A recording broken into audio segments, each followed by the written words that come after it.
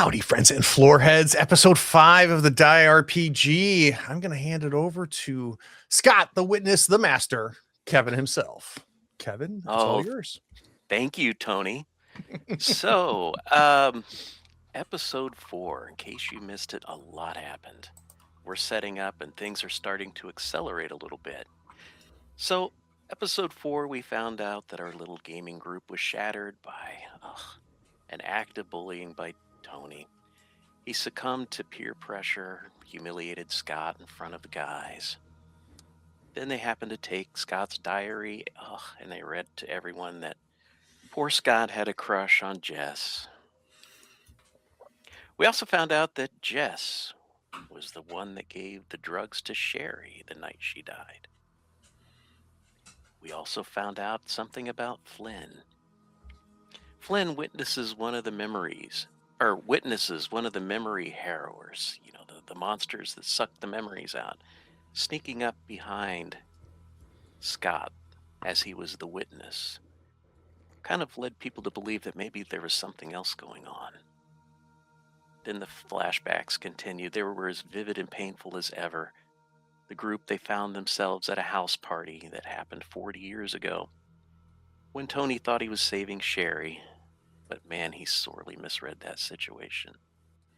They ended up facing a monstrous puppet of Jim, controlled by a puppeteer with their own faces. Riot and Tony fought the creature. Freya fumbles miserably, resorting to Valium and alcohol. And Flynn got to hold Sherry during the whole fight.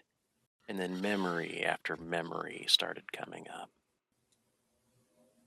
He remembered Sherry asking him to the prom when his mother and father came out and kind of destroyed that situation. He was left with the memory after the creature was defeated of him standing outside in the parking lot at the prom while Jim took Sherry to the prom and left him standing there. We kind of left our characters. They were back in the rotunda of the school. Riot had just had another visit by the witness, explaining that he was sorry, but he couldn't protect her from all of the terrible things that were coming her way. And that's where we're going to pick things up. We're going to step back just a little bit. So Riot is in the middle of the flames, and the witness is inside talking to her. And the rest of you are just kind of standing outside. Jess, I think you were starting to feel a little... Yeah, I'm not standing, I'm swaying a little. Yeah. How did the rest of you feel? I don't like it. I'm so drained. I think the level of emotional drain that I'm feeling right now has become physical. Yeah. That was quite a fight that you guys went through, and some pretty huge revelations. You know, Flynn, you feel something kind of in your belt. And it's a folded up piece of paper. Don't know how it got there. Might as well take it out and read it. It's not going away. Oh, you know what this is? This is a diary entry ripped out of Sherry's diary. I need to write this down before I rearrange it into something more manageable. JJ's mother called me a whore. I stopped by JJ's house. He tried to get me to leave. I didn't understand why. I told him I wanted to ask him something. I wanted to ask him to the prom.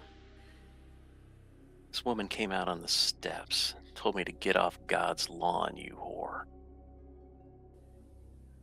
Tears came. Then JJ's dad came out, screaming something about JJ promised to someone else, someone who was still pure. He grabbed me by the arm and dragged me across the yard like I was a piece of trash. JJ did nothing. He did nothing. I'm broken. I need to see if Jess has anything to help me sleep. I need to talk to somebody. Maybe Scott will listen to me.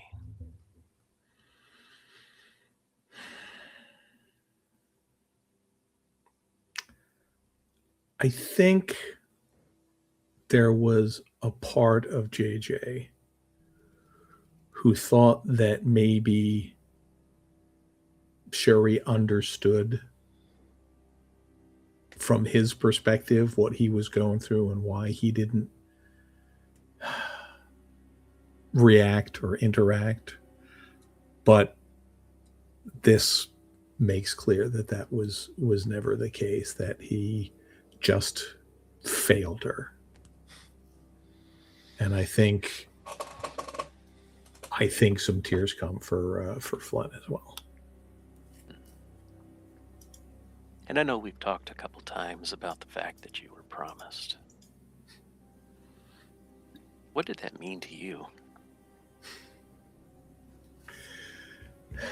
It was really one of those things that, you know, because the church was full of promises of things that would happen in the future. That was the whole thing, was about, you know, about how, you know, everything would be good and we would make the world a better place, and, you know, we'd be filled with love and peace and prosperity. And, you know, this was part of that sort of nebulous future that JJ never expected to come to pass. Her name was Ellen. She was kind of a gangly redhead, like 13 or 14. And, you know, they had barely exchanged a dozen words. It was all sorted out by their parents. But I was pretty sure that was just another thing that would never really come to pass. I never took it that seriously. My parents. What happened to her? What happened? I have no idea. You know? I have no idea. I left, you know, when I left high school, I left the compound shortly thereafter, and I've never looked back. I probably at one point when I was getting established out in Portland, I thought about seeing what happened, just, you know, out of a misplaced sense of sympathy or something. But I didn't want to reach out on any of those connections because I didn't know where it would lead, and I didn't want to touch it again. It's all live wires. Yeah. Do you show this entry to anyone else? I mean, I don't hide it that I'm reading it. I don't like offer, hey, read about my trauma. But if anybody, you know, comes over and looks like they want to read it, I'm not going to hold back.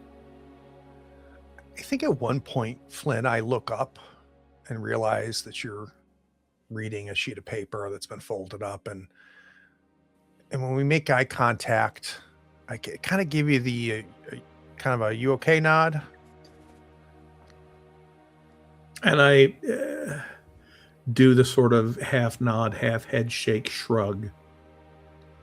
I don't really know.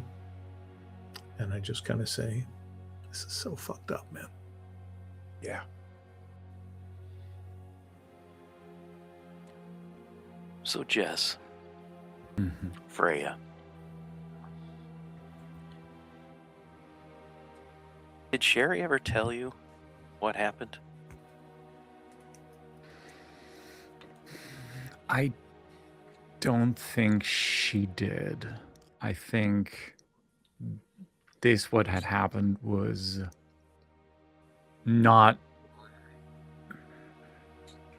pretty close to when I gave her my mom's Valium. So I don't think that after that I had talked with her a lot, because she was very cold, or at least very distant. And so I wanted to give her space. How many times did she come to you for Valium? She actually never came to me for that. I like gave her like one, like, oh, you should try this, and but she never like approached me needing it or asking for it. So when she said she did, I was like, oh wow, she probably really does need that help. And I didn't think about whether or not I should or shouldn't do this. I was just, when you are head over heels a little bit with somebody and they ask you a favor, you're like, of course, I'll make that happen. At the time, did you realize that you gave her enough that would cause an issue? I didn't consider it for a second that she would even do that. Like, Jess never struck me as the kind of person that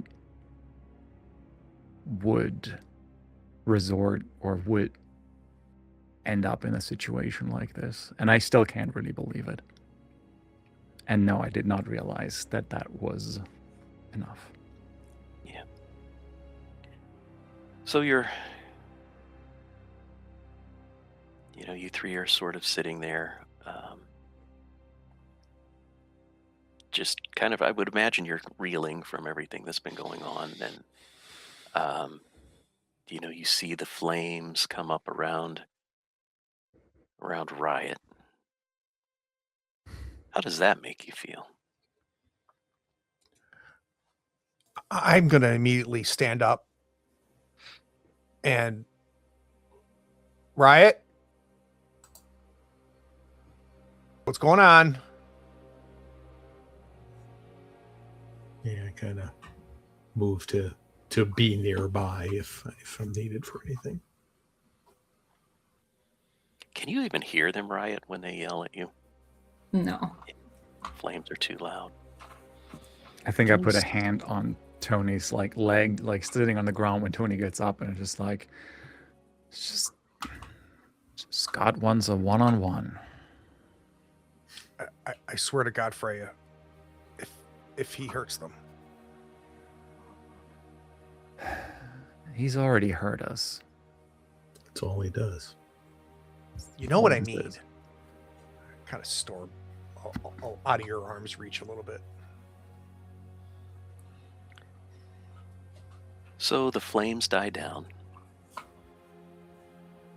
And Riot, you're standing at the door.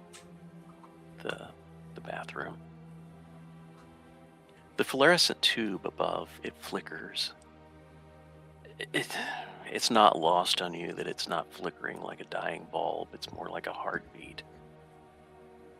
Door itself, it's institutional gray, and the paint is worn to silver at the push plate.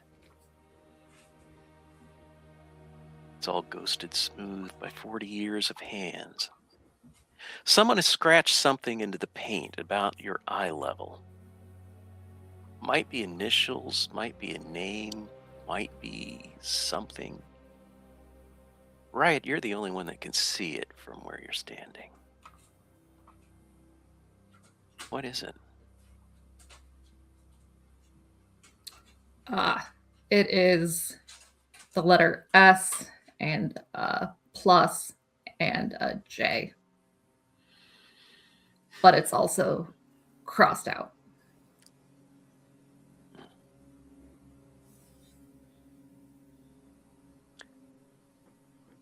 So below the door, the grout between the floor tiles has grown dark.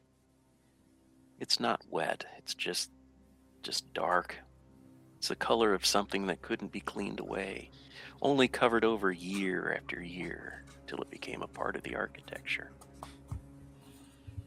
Riot, the smell reaches you before you can open the door. It's almost nice. Something floral, honeysuckle. It's maybe a cheap drugstore perfume. You know, the kind that the teenage girls back in 1985 used to spray on their wrists between classes. Riot, this was the kind that Sherry wore. Oh, Riot, you know this without even really wanting to know it. It's faint, but it's specific.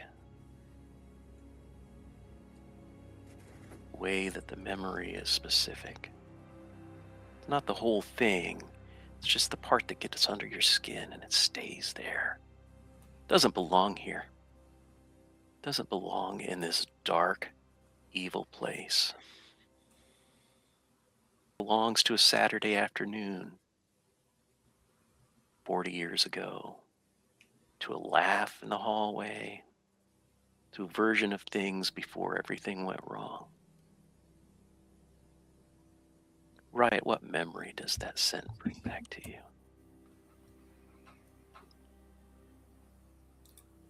I actually had given a bottle of that perfume to Sherry. But we laughed about it because it had broken in my bag. And I felt so bad, just awful, that I couldn't get this one thing right. But she still dabbed it on, even with the little bit of glass on her fingertips, and mine were a little bleeding, a little stinging from all the alcohol in that cheap perfume. But I don't know. She made it okay with that laugh. Yeah. You know, when you reach for the door handle, you sort of look down, and of course, there's a folded note on the floor.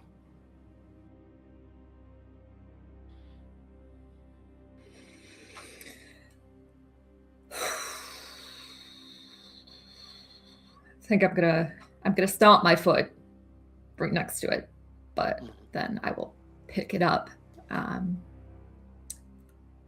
I'm gonna unfold it kind of Herald style, not sharing it with anyone, but not obviously making it very apparent that I'm reading something.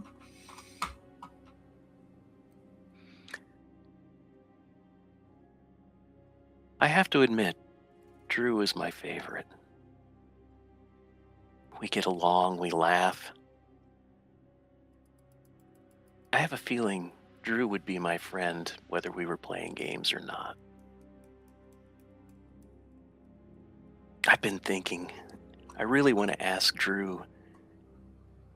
I know this is silly and I know my parents would explode, but I want to ask Drew if she would like to move to San Francisco and get a little apartment. Just the two of us. I mean, there's nothing going on, but I really like Drew. I think Drew accepts me for who I am. But the rest of it is gone. You open the door. It's bright and light inside. And you see kind of a ghosted memory of 18-year-old Sherry, 18-year-old Drew.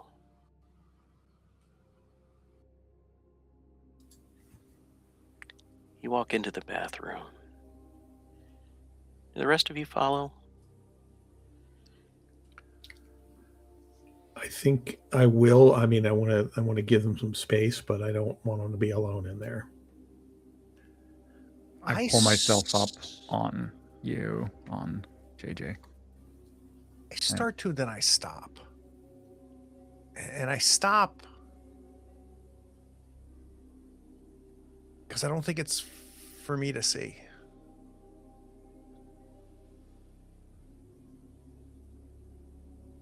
Yeah, I'll go wait closer. at the door. Yeah, it seems wrong. Like Even a now, half circle the girls' around the room. door. Just, I think I'll lean against the wall next to the door, almost like a cool kid. Just not at all. So,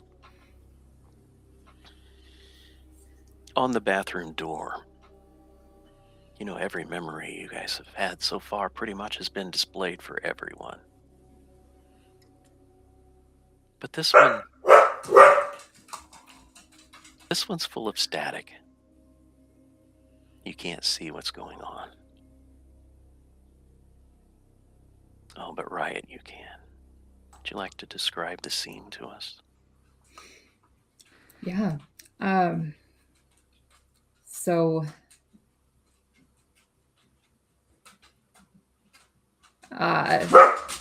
there are dogs in the bathroom. There are not dogs in the bathroom. Apologies. Bad words, bad words, bad words. Gives you extra time to think. We'll get some little censorship bars when we put it on YouTube. Technical difficulties will be back. Yeah, so it's Sherry holding me by the wrist, pulling up my sleeve, and what is this? What is this? And I shrug her off, like, look at your own arm. Is that? It's nothing. You don't have to worry about it. Sherry is still worried. And she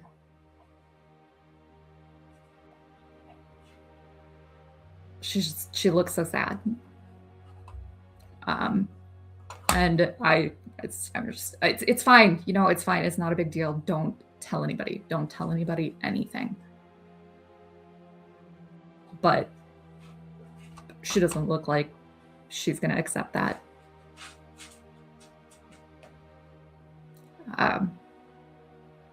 You know, it's been really fucking hard since my grandma died. Really, really fucking hard. So, whatever, it's fine. But if you tell anyone, I will never, ever forgive you. You'll be dead to me. How does Sherry take that? She tries to reason with me. You know, she's an emotionally intelligent person. She knows that the shit I'm going through is not probably something I should be handling by myself, especially as a minor. But I can't imagine this coming to light and this being on anybody's radar. Like, no, absolutely. Like, don't you fucking, like, if you do, don't. They'll make me move back in with my mom. Sherry, she comes close and she gives you a big hug, doesn't she? Yeah, and it smells like perfume. My fingertips are stinging.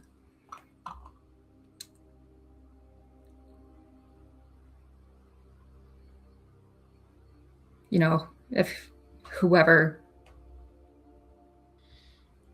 had just called the ambulance instead of leaving there on the road, my grandma might still be here. Yeah.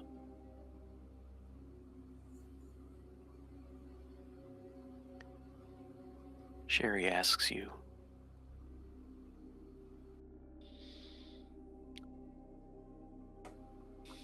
is there anything I can do?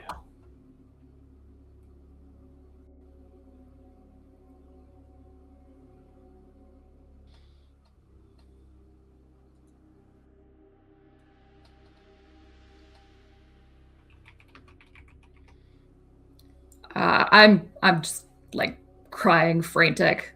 Like, no, that's not just don't say anything. I don't. If you do, I don't know. I need you to keep this between us. This needs to stay between us because I can't go back there. I won't.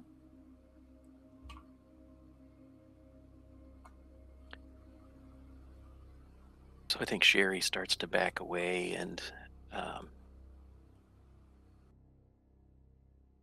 you know, she promises she won't say anything.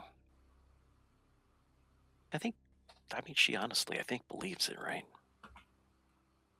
Yeah, but I don't.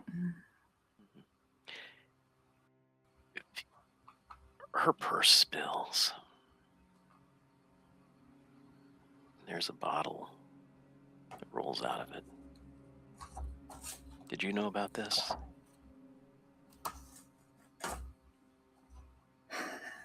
No. No, I didn't. Do you say anything to her? Yeah, absolutely. Well, what the hell is this then? You think I'm the fucked up one? Look at this. Did Sherry ever talk to you about what happened at JJ's house? No.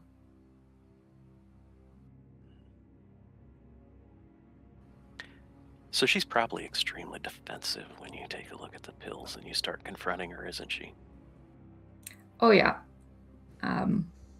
We're both yelling over each other, crying. Nobody can understand what's being said, but there's a lot of feelings. Just, no, why don't you shouldn't. Don't. That just goes back and forth.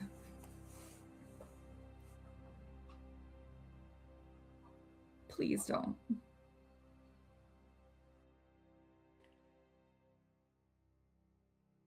So it's okay for you to do that. But it's not okay for me when I'm in pain? Fuck you, Drew.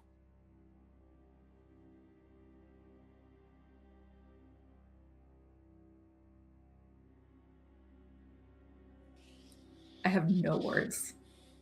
No words to respond to that. Just tears.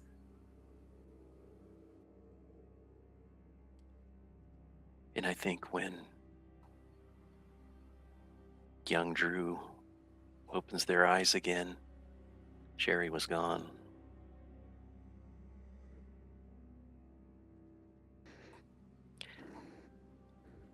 If I remember correctly, the last thing I said to her was, I don't think that I can take this. Were those the last words you ever said to her? Yep. Yeah. Do we hear that, by the way, just outside, the screaming and shouting? No. This memory is blocked. And I think, Riot, you know it's... I guess you may not know that it's being displayed, but this is one of Scott's favors. Mm.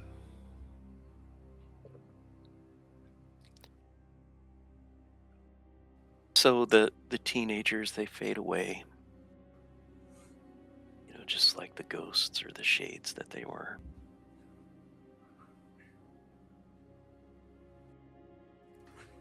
Riot, the light dims.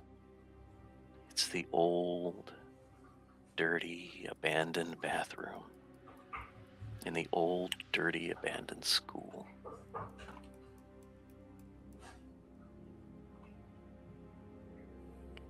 There's something different, though. You see a grate on the floor that wasn't there before.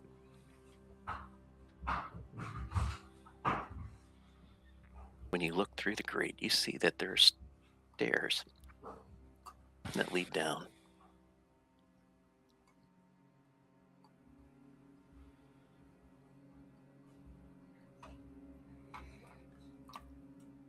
Riot? Scott.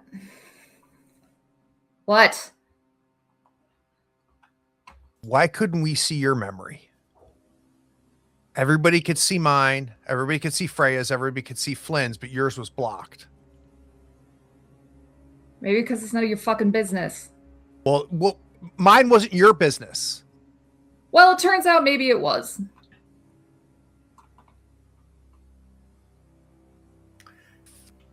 What the? It's Scott. He's trying to split us up. He's trying to Maybe. divide us. if Scott comes down here and shows himself instead of being a little bitch, he can explain this to us. But Or who maybe knows we- why in he on does this, anything. Riot? He doesn't want us to explain. He doesn't want. Hold on a second. Hold on a second. Right. Do you know something we don't? I was sitting at home. I got a letter. I showed up. Just like all of you, I had no idea what I was getting into. Now we're here. And look, Scott left us some stairs. Let's go. And I'm looking at Flynn and Freya like, am I crazy? Are we just going to He's- follow her? What else are we Yeah, gonna do? because we're not going to do this alone. We're not going to have any of us do this alone. Riot, in your ear, you hear Scott. When are you going to tell them? Whenever you want me to. It's their fault, you know. All the shit that you went through, it's their fault. It's their fault. They have to take responsibility for it. Well, they're going to help me get her back. Then they can do whatever the fuck they want. I don't care.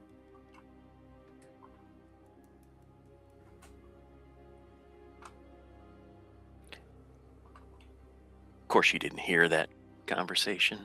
Right. Yeah, I think while that's going on, Flynn is just looking at Ranker and saying, Scott's playing favorites. He always did. He's trying to get us wedged against each other. We got to stick together to get to the end of this fucking thing, whatever You're it right. is. You're right. You're right. All right. Just something smells go. funny to me, Flynn. It's a bathroom. I think I chuckled. Smirk comes over my lips too. Definitely. Flynn, your Oh. God whispers in your ear.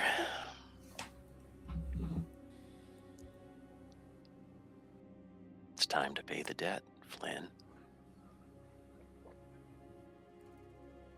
Okay. What did you have in mind? Oh, you see the stairs in front of you? Go down. I was going to do that anyway, but sure. You listen to everything I tell you, and you do exactly what I tell you when I tell you to do it. They've lost their comforting voice and comforting tone right now. I don't think that's lost on you. Have you ever heard them be this sharp with you before? I mean, before today, I've never heard her. She was, something. She was, a character that Scott was playing. And that actually, how confident am I that it's the voice I heard earlier as Bridget and not Scott? Or is there a difference? Because it sounded like 100. he was different before. 100%, because you know your God's voice. Okay. It comes to you in a way that Scott cannot reproduce. Okay. Then I think I just kind of wait quietly for a second and just say, okay. And I start heading down the stairs. So you pull the grate away. And there's a little bit of light. And it looks like the stairs take you down into some sort of basement hallway. Scott, being the benevolent dungeon master he is, he left you with enough light to see. Yeah. He never counted the torch time, did he? No. And Kevin, if you don't mind, I mean, since I'm a priest of a fire goddess, I think what I'd like to do, if you'll allow it, is just kind of put a little fire around my hand just to give a little extra light. Yeah, as I no go problem. down. No problem. So do you lead? I'm heading down. I'm hoping my friends follow. If I can still call them my friends, I think I can. So as you head down these steps, like I said, it's about a, one flight of stairs. When you get to the bottom, it almost feels like there's earth all around you. It feels almost like, this was cut underneath the school. Obviously, there was no basement when you guys were here. So it just looks like it's carved out. And honestly, it feels different than the rest of the dungeons or the rest of the school so far.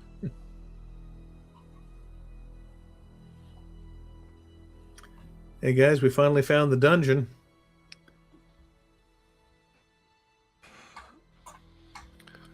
Is this a grave?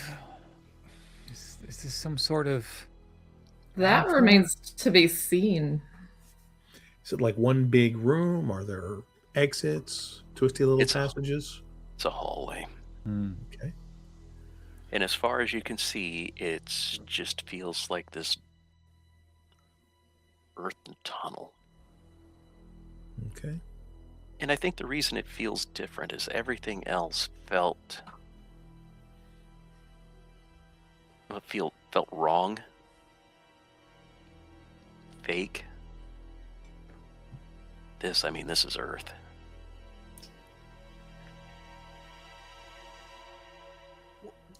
What was the name of that module that he ran us through?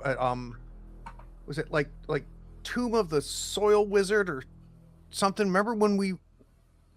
Oh, Like it was just the tunnels. It was like very hard. Yeah, no, he had a fancy name for it, but I never remembered what he called it.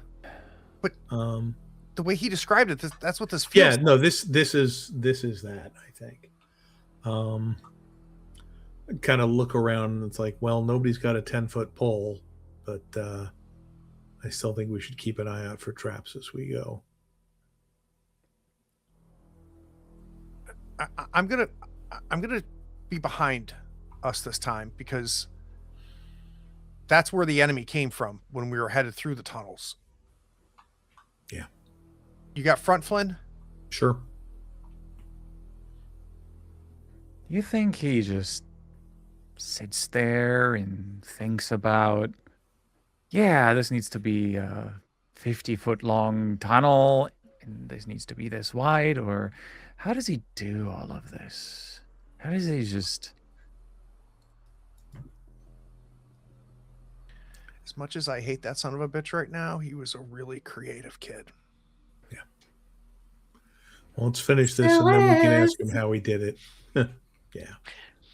Right, I want to know what you're thinking. These people that just kind of came into your memory, your They should have. place, kind of taking over now. They sure are. Like they always do. Just always here. They're there and they're everywhere. And they do whatever they want all the time. And I am so tired of it. And why did it have to be her when it could have been them?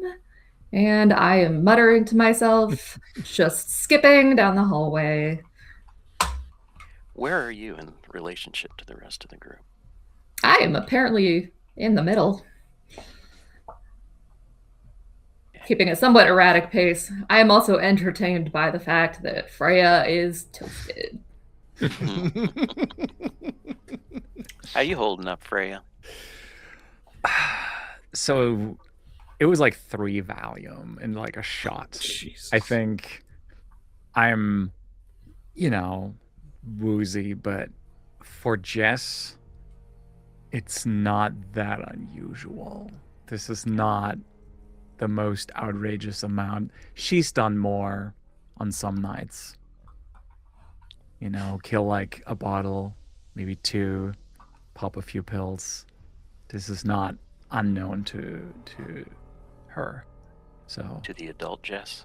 yeah, oh yeah, the adult Jess, most certainly. teenage Jess experimented, but not until she got out of school and many years later started this quote-unquote addiction. Well, this addiction, quote-unquote habit, I wanted to say. It's very much an addiction. So I'm okay, but I'm like not super steady on my feet, and the words don't come out as crisp, and there's no sharpness to my voice. There's no anger right now. Yeah. All right. Well, Flynn, seems like you're in charge. I'm not going to go that far. I'm in front. I'll put it that way. So yeah, start heading down the hall, looking for anything that looks weird or out of place. You actually walk for a couple minutes, which, I mean, that feels like forever. Yeah. All of a sudden, it feels like your head is ready to explode. And you hear the loudest noise you've ever heard from your god. Turn left now. I'm assuming I haven't seen any hallway, but I look to the left and kind of reach out towards the wall. Your hand goes right through the wall. And I'm just like, come on. And I yank my head and go that way. That was a nice trick. Hmm. Oh, nifty. I don't remember that. Tunnel. So you are in this little room. It's only maybe 11 by 11. You see Tony's locker in front of you. His gym locker.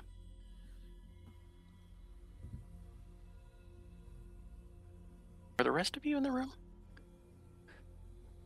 I sure follow. Just seeing him like disappear for the wall, like I will follow. So Yeah, I'm not too far behind everybody. Yeah. Like an invisible door is not the first time we've heard that in a game, so it probably is not. It's probably weird to walk through what seems to be a solid wall in person, but. Mm-hmm. So, like I said, you see Tony's locker in front of you. There are other lockers, but they just kind of fade to nothing. It's kind of a strange feeling.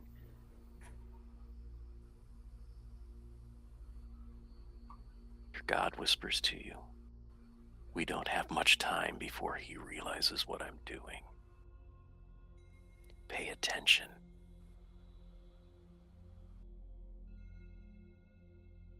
And I'm just like looking around everywhere to try and see if I can see.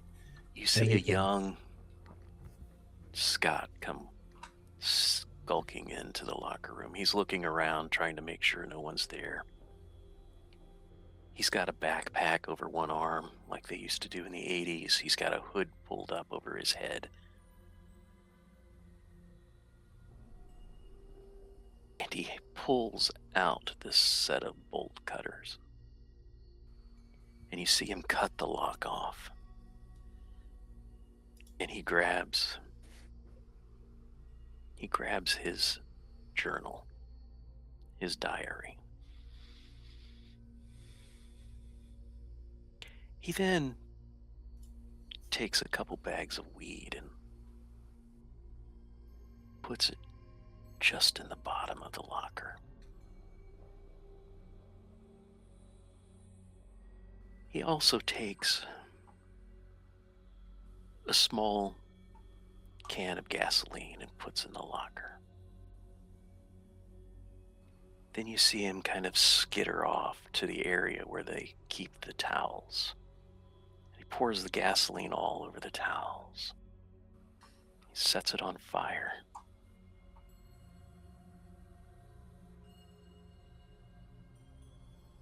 And he runs out the room. Tony, how do you feel? Did you know that this had happened? Did you know that they found weed and gasoline in your gym locker? I remember, this is where like your memory of what you like, the events Mm-hmm. are muddled, right? So like I immediately remember getting arrested And I remember like nobody talking to me in that process, right? The cop didn't talk to me. They took me out of class and they took me down to the station. My dad showed up. Conversations were not happening around me. And he just picked me up. They took me out of the cell. He threw me into the car. And I'm like, Dad, what the hell's going on? Like, and he looks, I'm in the back seat, and he looks up at the rearview mirror and he just says to me, I took care of it. The only thing I need you to focus on is Saturday. But Dad, what happened? I said I took care of it. So I don't think I ever even made the connection between the fire in the locker room. Knew nothing about the weed. I, until this moment, had no idea why that little sequence happened. And I think I'd mostly forgotten it because it was like, it was a blip. And when Dad gives me a certain tone, like it affected my memory.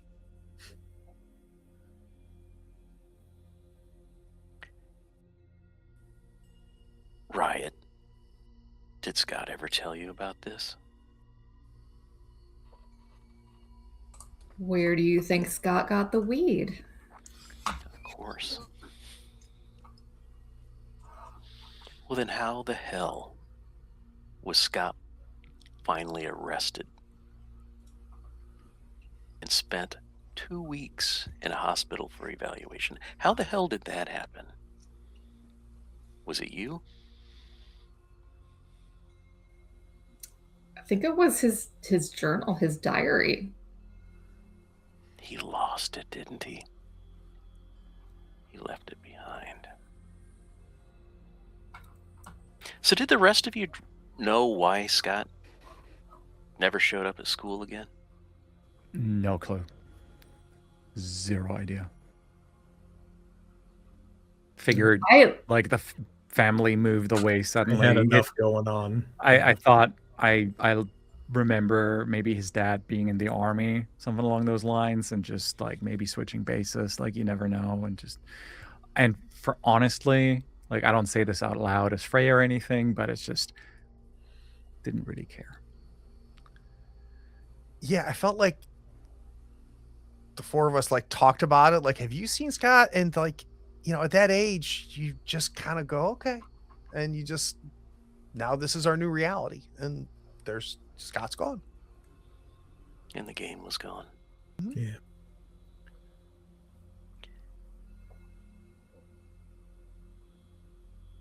Wow, that's and Freya said like he did that? I heard about a fire, but where did he get the weed from? And I kind of do a huddle up gesture real quick and kind of lean in and try and get everybody else to lean in. It's like, all right, my God is giving me this. I don't think Scott knows we're seeing this. I don't think we're supposed to see this.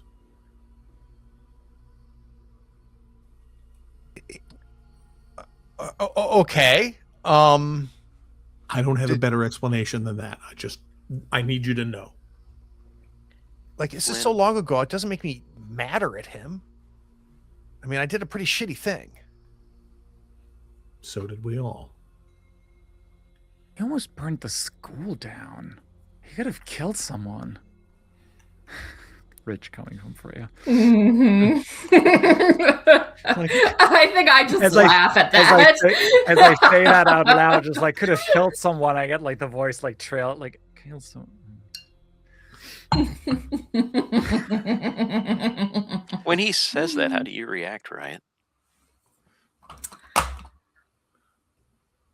I mean, Scott already knows this happened. I don't understand why it's a big secret. Flynn. Piece of paper appears in your hand. I look at it. Do not let this leave the room. It's Sherry, of course. We've been running the game every Saturday for almost a month now. It's really developed its own grammar. Who brings the food, who takes the longest to decide their turn, who plays their character straight, who's using character as a costume for what they actually want to say. The thing I've noticed about Scott is the way he watches me when he thinks I'm not looking. It's not threatening exactly. It's more like he's studying me. He's cataloging me. He finds reasons to sit near me, and he always seems to know, the general vicinity of where I am. I know what that means. I've known it for a while. I just keep reclassifying it as friendliness because friendliness was the more convenient interpretation. He's one of the better people I've ever met. It's the part that makes this complicated. I mean, there's nothing wrong with him. That's not the problem. Problem is actually the opposite. He feels something I don't. At some point, I'm going to have to tell him. I'm going to have to say so. I don't want to. Not because I'm afraid of his reaction. I know he'll be gracious about it. That'll only make me feel worse. Oh, by the way, Mirren is really close to leveling up. I've been looking forward to this all week. Probably sounds absurd, but I'm choosing not to care.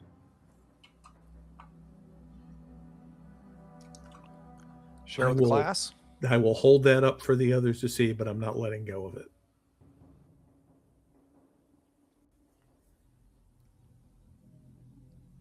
There was never a note. What are you saying? You mean... What if she didn't kill herself?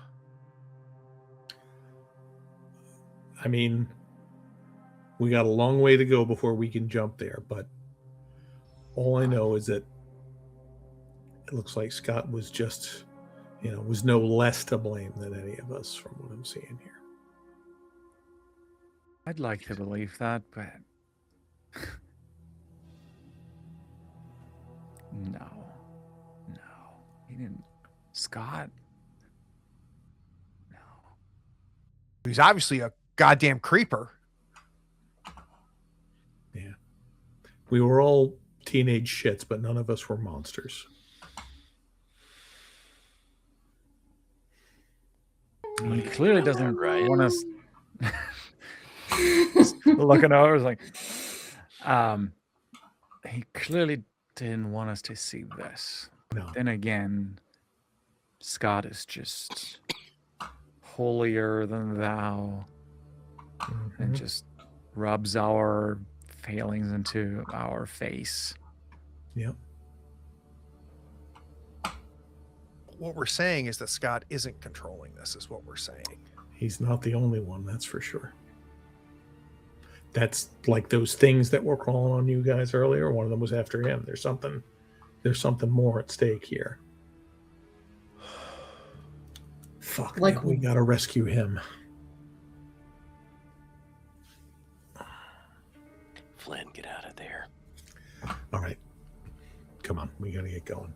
And I kind of ball up that page and I throw it into the bin of burning towels. And I head back out.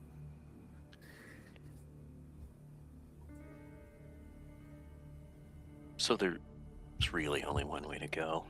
The way you came is blocked.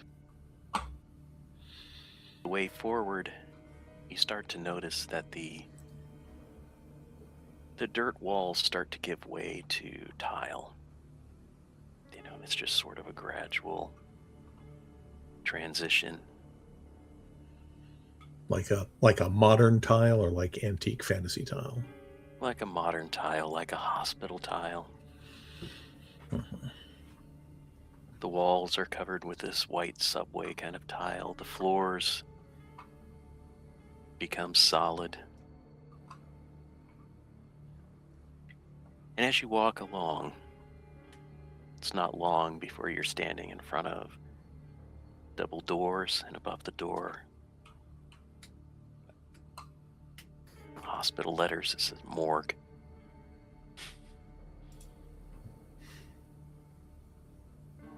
Well, shit.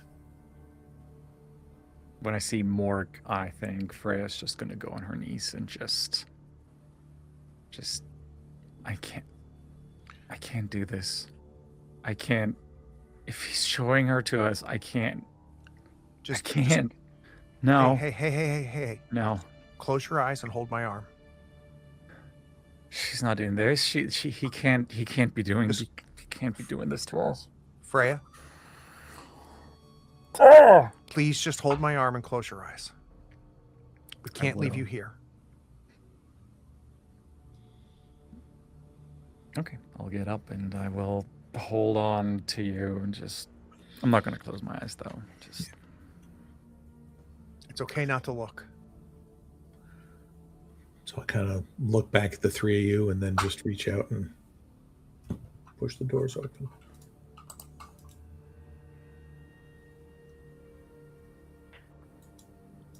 So I don't know if any of you been in a morgue before. This one doesn't smell like you would think a morgue would smell like. I mean, it's not wrong in the way that morgues can't say that, the way morgues typically smell. You know, you have that clinical cocktail of antiseptic, cold metal. But it's the thing that's beneath it that you don't let yourself name. That's what smells different. It smells like a house fire. Like the inside of a chimney. It smells like hair. The drawers line the wall. 3 rows of 4. Their handles are dull chrome, flickering fluorescent light. Most of them are unlabeled. 2 are not. One tag reads Mother. The other tag reads Grandma. Flynn, your God says, open, Mother.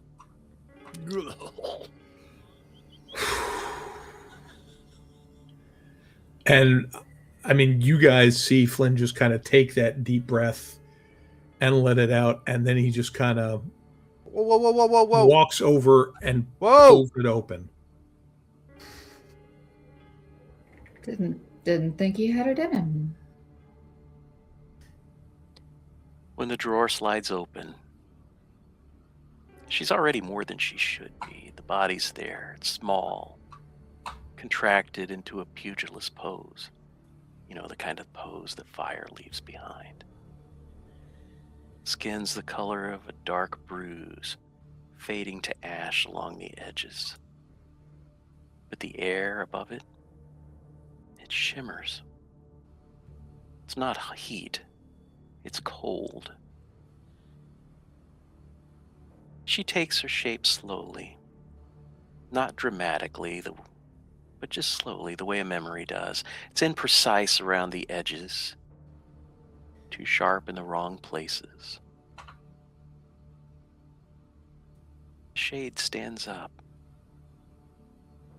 leaves the drawer. She's a plain woman. She'd have been unremarkable in a grocery store, in a school pickup line, on a porch watching the street on a summer evening. She wears the clothes she died in. Her face holds an expression that might be grief, might be something older than grief, something that time has had time enough to settle. She doesn't look back at the body in the drawer.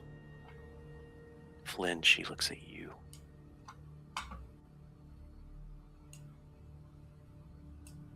You knew him, she says.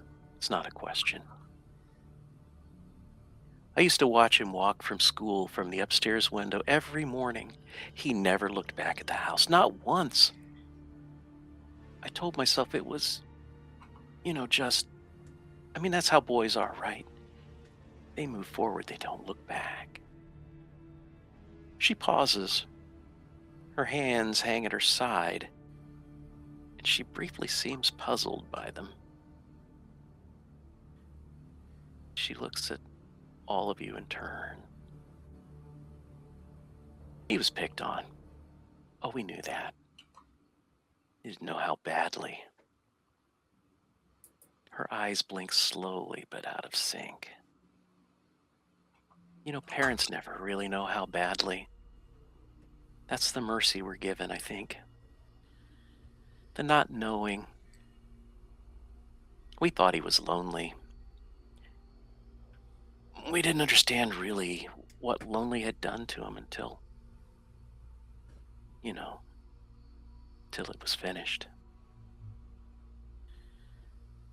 The light in the morgue dims slightly around the edges, almost the way a stage light focuses on a speaker.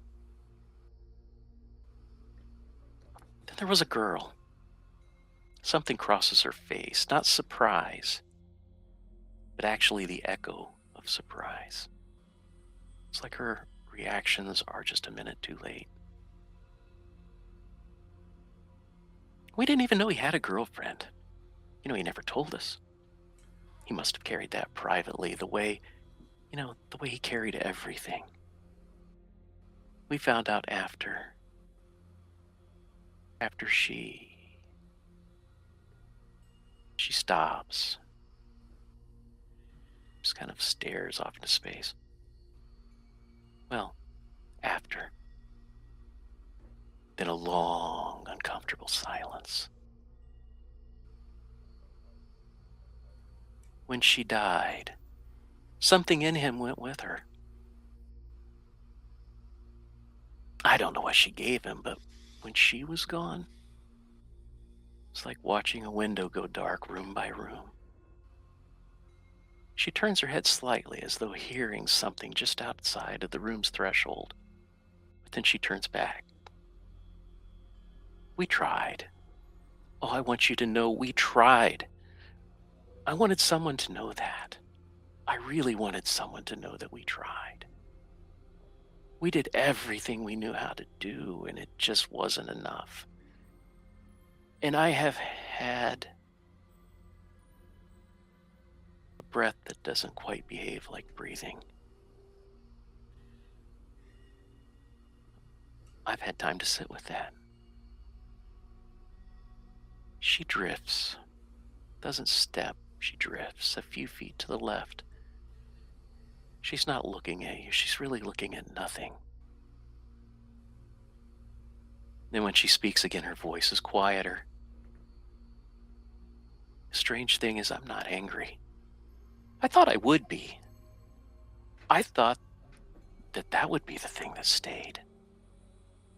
She seems genuinely puzzled by this, the way you might be puzzled by some word you've forgotten. But anger?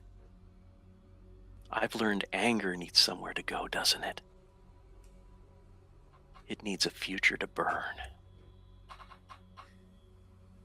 She turns back toward you guys one final time. Her eyes are kind, and that's the worst part. They're not burned. They're looking at you, and they're very kind. You should go. You shouldn't linger here. Lingering is how this place keeps you. She's already fading. And as she goes, I'm just going to say, I know you did everything you could for him. I'm sorry it wasn't enough. It's almost as if she doesn't hear you. She's gone, but you still hear her.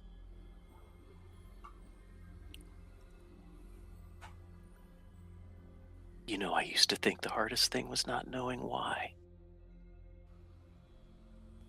but I've learned the door's always open. The drawer is as you found it. The tag still reads Mother. Oh, and the smell. Flynn, in your head you hear, your debt has been paid.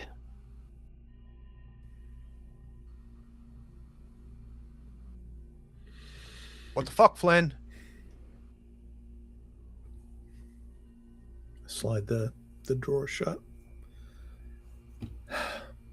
That's all I got. Hold on a second. I never met Scott's parents. I don't Is think that any who of she us did. I assume so. Your mother, unless Wasn't one mine. of your mothers burned down. This is. I'm pretty sure Scott doesn't want us to see this either. Pretty sure Scott. Did he kill her? Is that what she was saying? I don't know, man. I don't know, but Sure sounded like. it wouldn't be the first thing he set on fire. I mean, I don't know. This is a lot.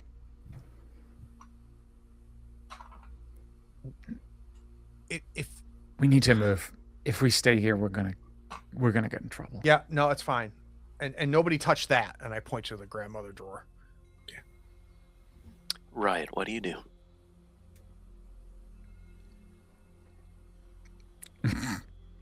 I pull out my water bottle that I squirt right.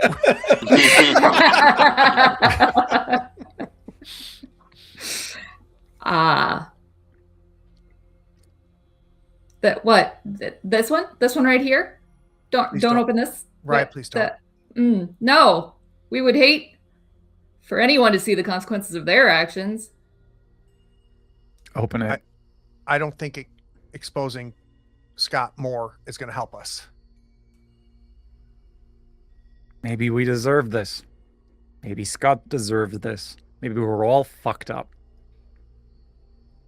That is maybe the second thing I've agreed with you on. Of course, we're all fucked up. We were teenagers with all of our respective shitty traumas. And here we are. And here we fucking are. Kentucky Fried Mother said we need to go. Jesus Christ. All right, let's go. What do you do? Nope. Riot? I'm gonna lean against the coolers with my leg kicked up and my arms crossed, tapping on it. This one. Look, if you're Let's gonna do it, see. fucking do it. Let's do it then. I'm just gonna rip it open. I draw my sword. Riot. You want to describe what you see?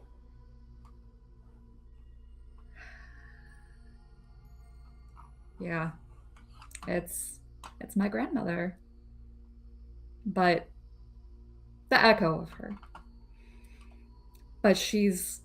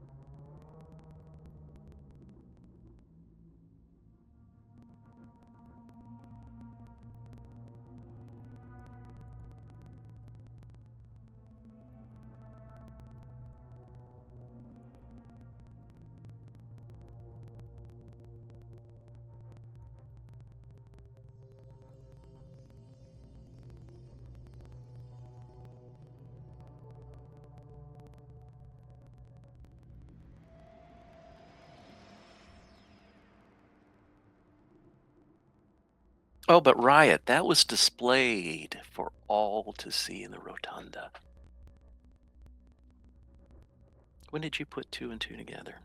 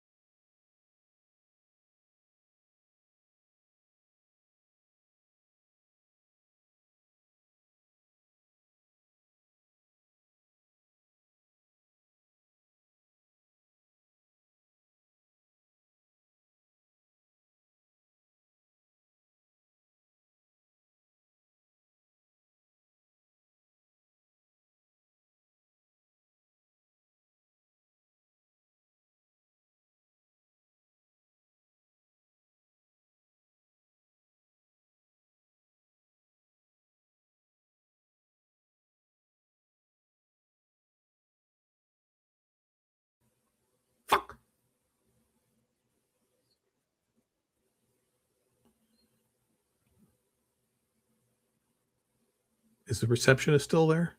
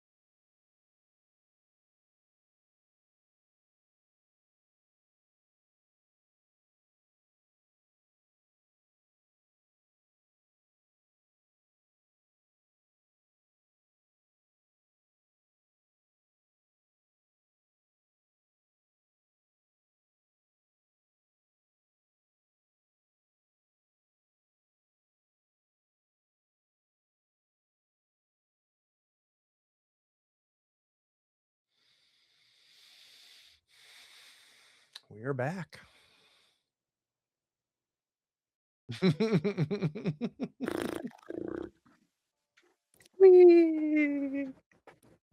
I was just telling everybody I'm absolutely exhausted. First of all, yeah, there were some heavy things that we covered, and like we say in every session, we're adults and we have our you guys want to believe, we have our safety tools in place. That's why I think Craig, you've said it over and over again. That's why we can lean so hard into things. So, and the topic that we're dealing with, I mean, that's a pretty serious and pretty heavy topic, and so we'll see how it ends next time. But just from my perspective, man, you guys are freaking amazing. If you joined to watch Die with all the dice rolls and the mighty heroes, I think this is a little different than that. But let's see. Let's start with you, Brian. Okay. Gosh, yeah, that was I think every time we finish one of these sessions, I've got that kind of, drained feeling, and I'm like, well, surely we can't push any harder than that. And then in the next episode, we managed to go someplace deeper, and we're doing it just like our unwitting band of heroes here. We're doing it because we stick together, and we've got each other's back. And I trust all of you implicitly, and I love that we're supporting each other. We're forming that human chain so we can go way out on the thin ice, and Yeah. I really appreciate that. I think the moment that I was most enthralled by this was with Z in the interrogation room. I mean, the way that, first of all, the way you played the beginning of it, where you were absolutely broken down and nervous and jabbering, felt so real. And then when you got to confront Scott, I was like, as is inevitably the case, when you're watching somebody else have a scene, I was thinking about all the arguments I would make, and you made literally every one of them. You're a very smart person, Z, and you do things right. So I enjoyed the hell out of that. Thank you.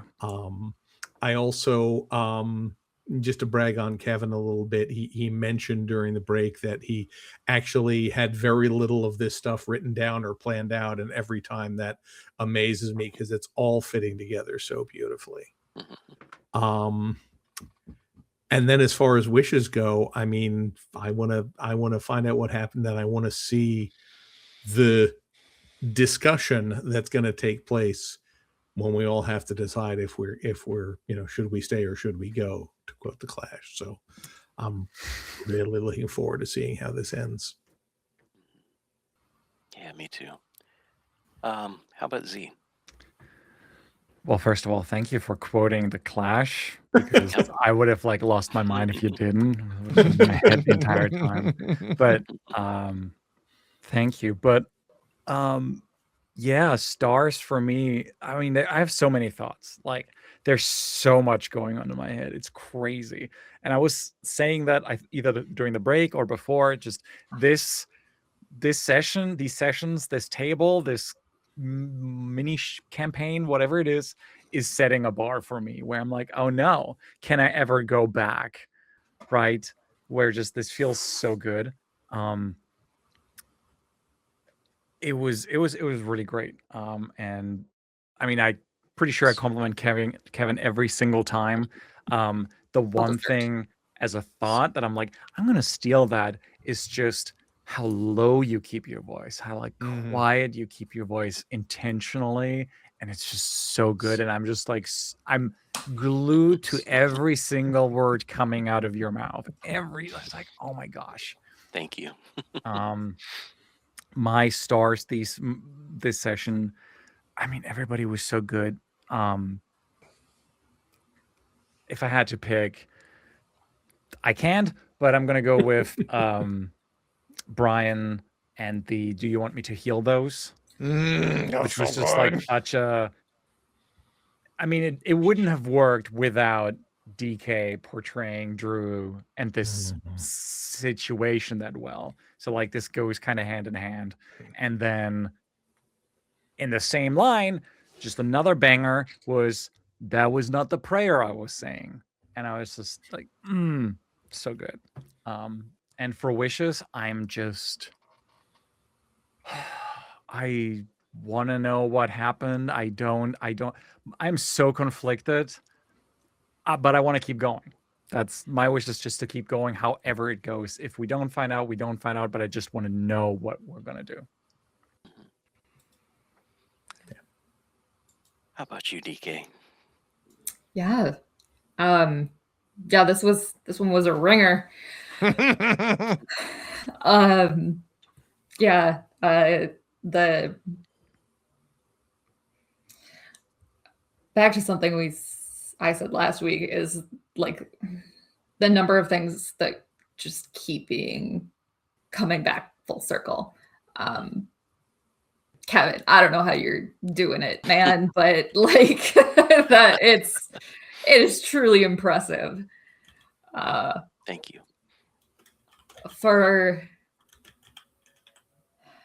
Yeah,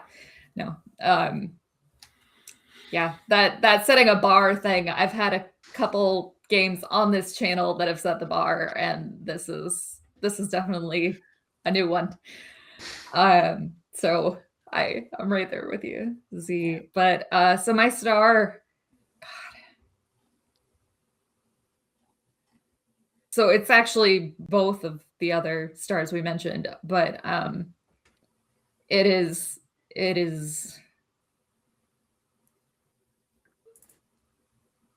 words being said that I could have used some of those words, when I was a young person. Yeah. And that Freya, when she was talking about just like, real life, that's the only thing that hurts this much. It's like, yeah. And then I had a little close call with some tears when it was, "Can I heal those for you?"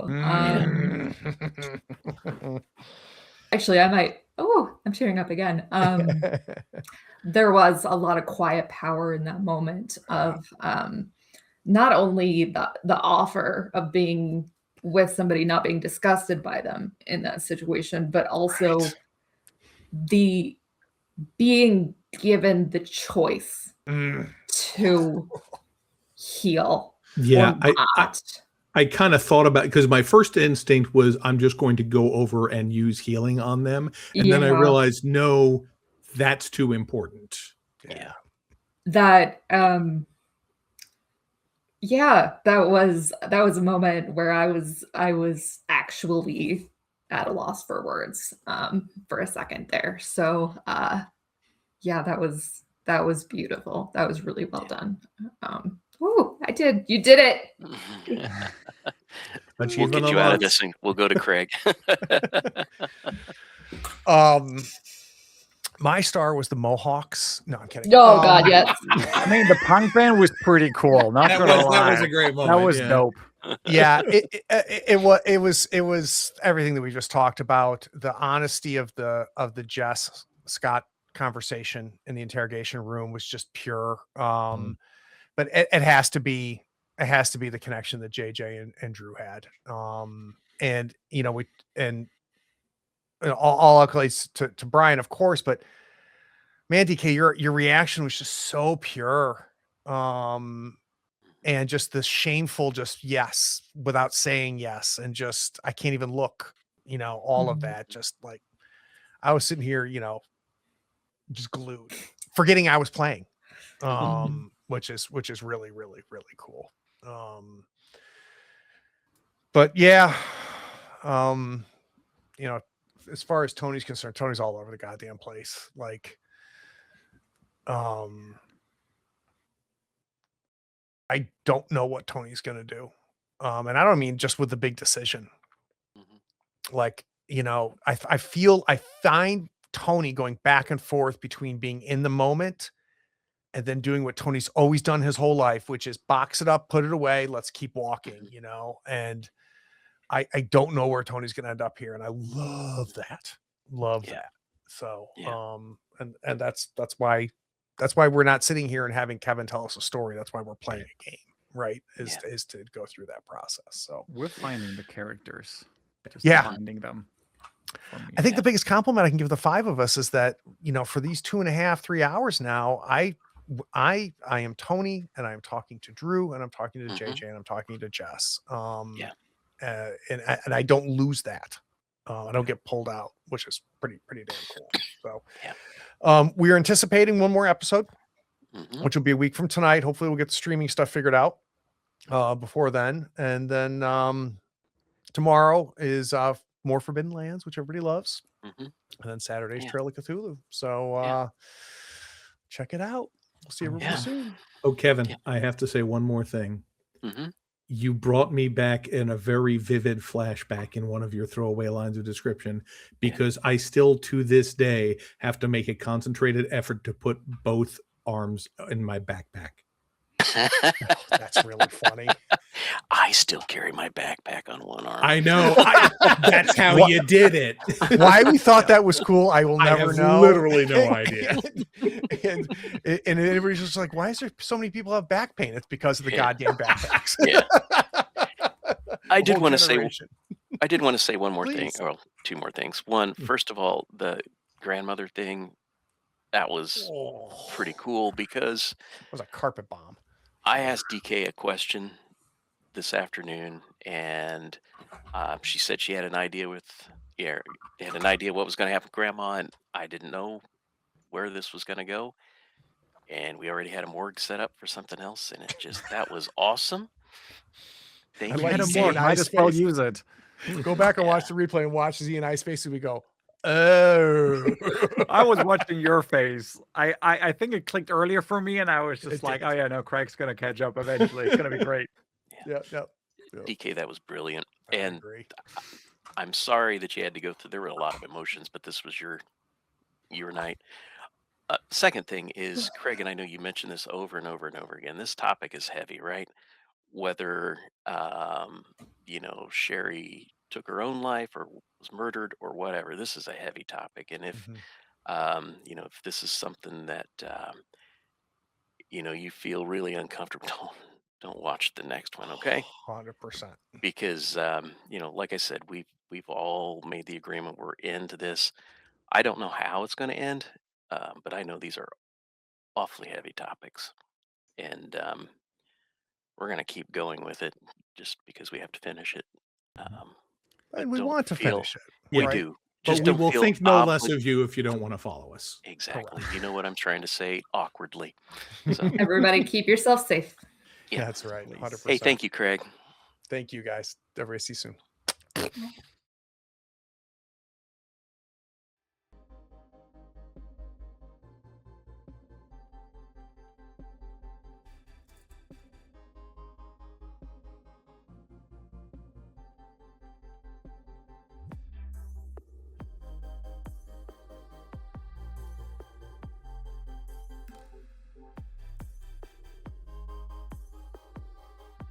Howdy, friends. Thank you for watching. All our content is archived and organized in playlists on the Third Floor Wars YouTube channel. Check it out. And if you could like, follow, subscribe, and even set your notifications to this channel on YouTube and Twitch, we'd appreciate it, and it'll make sure that you catch all of our content. I talk with creators, designers, and experts across the gaming landscape in every episode of our podcast, Tabletop Talk. Open up your favorite podcatcher and search for Tabletop Talk from Third Floor Wars. Support your creators. They make the content you love, and it's your support that makes it happen. If you want to help us, go to Third Floor Wars on patreon.com, and you can help us for as little as $1 a month. Thanks again. We'll see you next time. Take care.